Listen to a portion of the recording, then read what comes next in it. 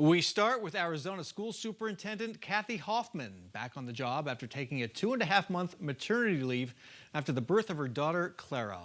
Welcome back to Square Off and congratulations. Thank you so much. Now, I was thinking about this, and you might be the first statewide elected official in Arizona who's ever taken maternity leave. I think it says less about you and more about the absence of younger women in leadership. You said in a tweet marking the end of your leave, quote, "I know this is not the reality for most Arizonans."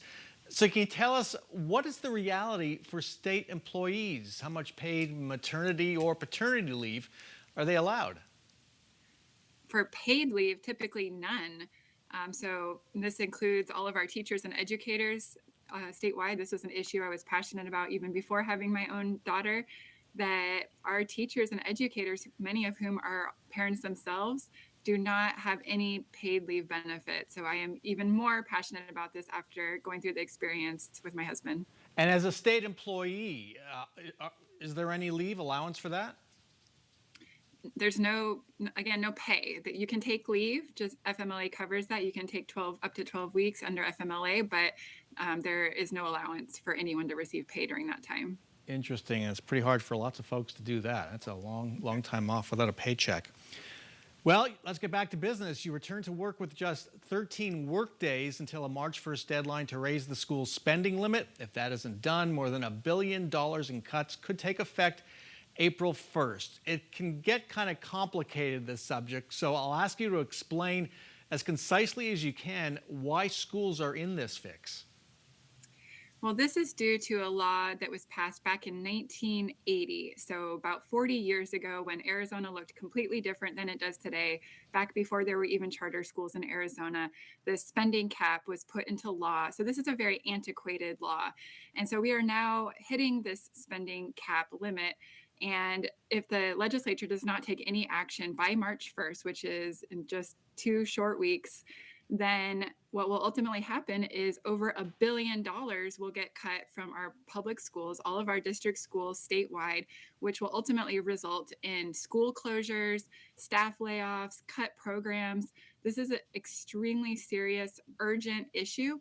It's not that complicated in the sense that all the legislature needs to do is pass a bill that would either suspend or repeal, or both, suspend and repeal this spending cap so that our districts have the ability to spend the money that has already been budgeted to them. This is money that's already in the bank that they were expecting to be able to spend for the remainder of this school year. However, if no action is taken by our legislature, then we will face these very dire consequences in just a few weeks. And to be clear, this only affects public school districts, not charter schools. Is that correct?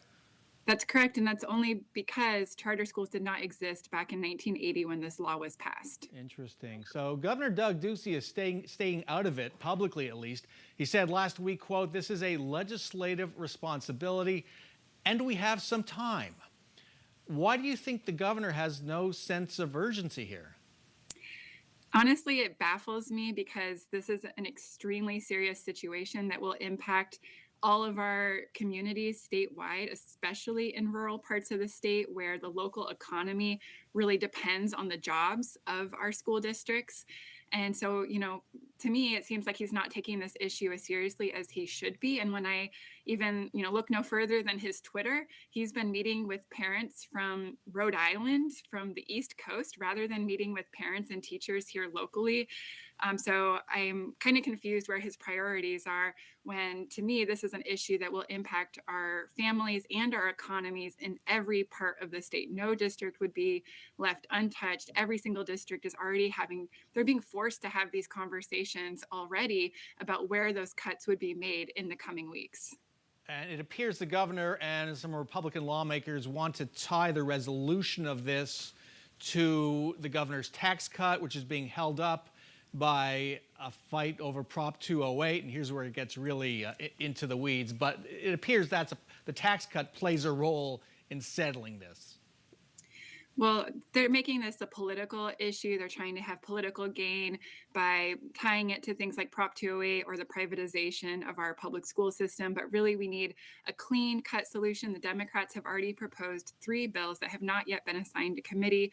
We just need a clean repeal or a clean suspension to get us through the school year, rather than right now placing the burden on our schools, basically putting them in a crisis on top of a crisis when they already have so much on their plates with how to help our students thrive in this school year, especially after the last challenging couple of past years of during the pandemic. They should not be worried about being able to spend the money that has already been budgeted to them. They just need to be able to spend it down to help them get through the rest of the school year to have a successful rest of the year.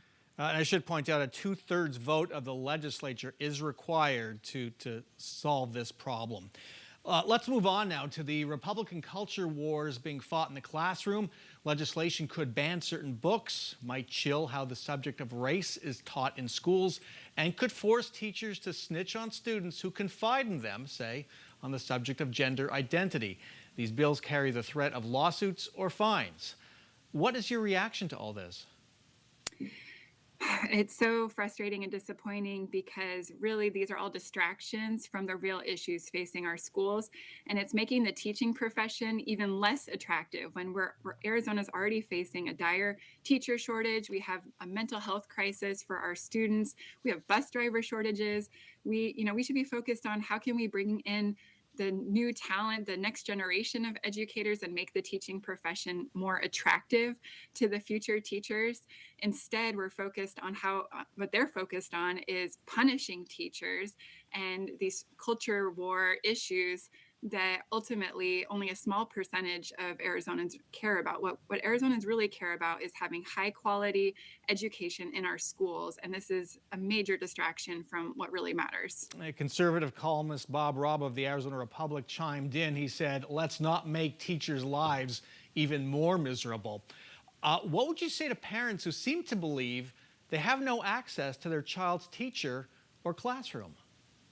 Well, first, I couldn't agree more with Rob and what he stated. Like, why are we making the teaching profession even more burdensome with even more government overreach? I fully support having local control of these decisions, but ultimately what we should be focused on is how can we foster positive relationships between parents and teachers? Parents do have a right to know what's being taught in the school, but they can find that out by simply asking the teacher, talking to the school administrators. There's a more positive, productive way to go about finding out what is being taught in our schools rather than placing these more punitive measures in place. And as a parent, now thinking about what I want for my daughter, I want to make sure when my child is in school that she does have access to high quality teachers and curriculum. I don't want her in a school where books have been banned, where the library is less attractive. I want her to be spending time in that library with librarians who are qualified to help children find age appropriate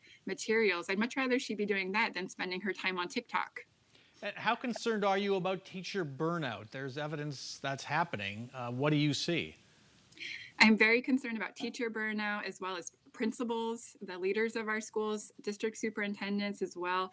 We are seeing, and I am hearing directly from our education community, that the burnout is real.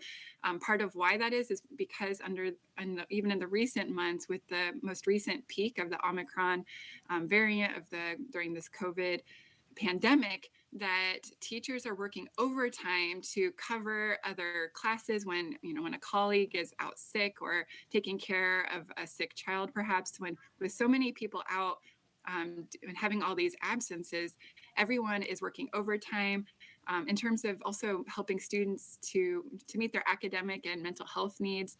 Teachers are really, they're the heroes right now. They're doing everything they can to keep our schools open and operational, but they're stretched so thin. So I am very concerned about burnout, and we are continuing to look for ways to invest our federal funds to support teachers, and we will have some more announcements about that coming up in the coming months. But that's where I wish Governor Ducey was dedicating his federal COVID relief funds, is towards supporting our teachers and helping to prevent the burnout rather than being distracted about these other issues. Well, let's talk about one place where he is moving those COVID relief dollars. It involves the learning loss suffered by school children during the pandemic. The State Board of Education documented what it labels a significant and broad impact on children in the early grades. Math and English learning in particular are most affected. The governor wants to hand out $100 million in federal COVID relief money for summer school programs. His education advisor says, quote, children are going to have so much fun doing it, they don't even realize they're learning. Has your office been looped in on the governor's plans? At this time, we don't know what that summer program will look like, but again, right now, what our schools are most worried about is how are they even going to stay open for the remainder of this school year if they don't take care of the spending cap issue. So while they're talking about a summer program that doesn't even exist yet, that's just, summer is only 3 months away at this point. But our schools are worried about how are they going to stay open for the remainder of this school year. So what teachers are they going to employ for these summer programs across the state if our schools can't even keep their doors open, and if they're forced to be put in the position of widespread teacher layoffs in the coming weeks, there will not be educators available this summer for any kind of summer program that we haven't even seen the details on yet. All right. Superintendent Kathy Hoffman, have to end it there. Thanks so much for joining us. Thank you for having me. All right, well done. Thank you. Great to speak with you as always. Same here. One question. Have you seen any details of what the governor wants these schools to do? And also, schools already offer summer school. Right. I have no idea. Can't speak for what's on their mind. I'm, again, just baffled on where their priorities are right now. All right. Thanks so much, and welcome back.